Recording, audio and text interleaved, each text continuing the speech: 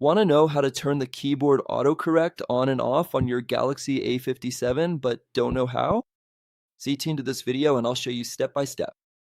First, go into the settings icon, scroll down to the general management option, tap on Samsung keyboard, and now click on the first option to make sure the language you want is enabled.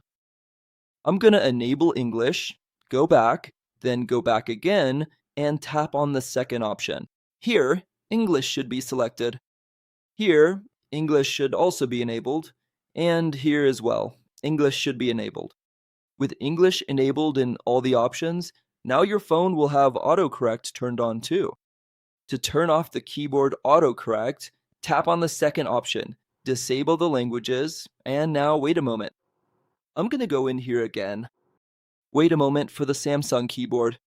And like I was saying, now the keyboard autocorrect is turned off. I hope this video helps you out. If I did help, don't forget to hit the like button, leave your comment below, and if you can, subscribe to the channel for more videos.